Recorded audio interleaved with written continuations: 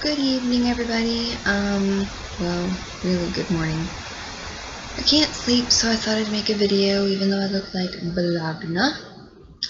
And I had a post request on doing the balancing of your chakras. I want to kind of touch base on the balancing of chakras, and I'm gonna use some pictures that might look a little backwards, so just bear with me as I'm trying to figure out this stupid webcam. A nicer webcam is in the mail, we hope. So I'm basically just going to do a front-facing one as if somebody was sitting at you, and this is your line, your spine, right? So I'm just going to randomly make some. You're going to have to use your imagination on the colors because I can't find my markers right now. Wait a second.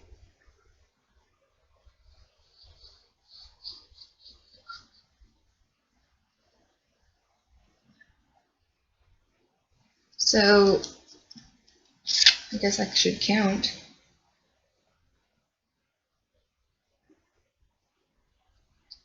This is what you could just imagine, like the amount of energy going into each chakra, starting from your root chakra all the way up to the crown. This is what it looks like when you have an unbalanced chakra. You can't go through and make these two big ones smaller. But basically what this setup does is you have all of this energy. I'll try and do this so you can see it.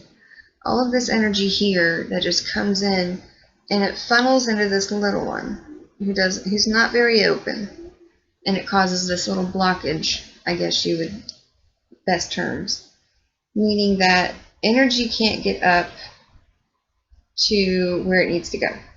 So this is why it's important to balance from bottom to top. There are going to be chakras that you are naturally just born with that work well.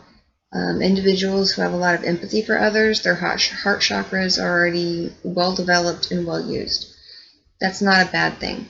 And when you balance your chakras, you're not making this smaller, or you're not making this smaller. You're trying to make all these other chakras the equal size. And the best way to do that is to get into a comfortable position. I have been researching on the mantras that you can say. I have honestly, I guess, never really used the mantras. I just visualize, because visualize for me is such a big thing. I visualize my discs. I start getting these tingly feelings, and this is how I know that there's stuff that's working that is in motion. And your goal is to get your chakras all close to the same size, so that they're all taking in sort of around the same amount of energy. When you have one that's not working right, it basically causes a blockage. If you could think of it as a soda bottle, and you know how it's shaped as a cylinder and it goes up and it gets tiny, tiny, tiny, tiny, and then you can put the lid on it.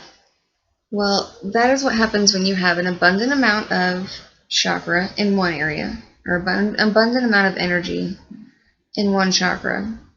Then it causes so much pressure that it can't get the same amount of energy to the other chakras, your 7 main chakras. So when you visualize this, you just want to visualize the most open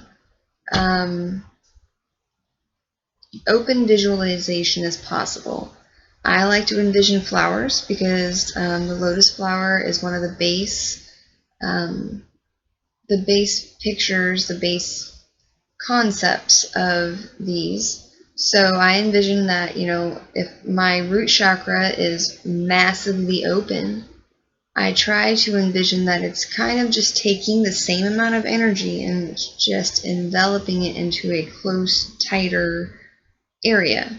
So that way I can say, okay, this is how big I want it, and move on to my second chakra, which may be this big, and start working on opening it up to match that of my root chakra, and continuing that process all the way up to your crown chakra.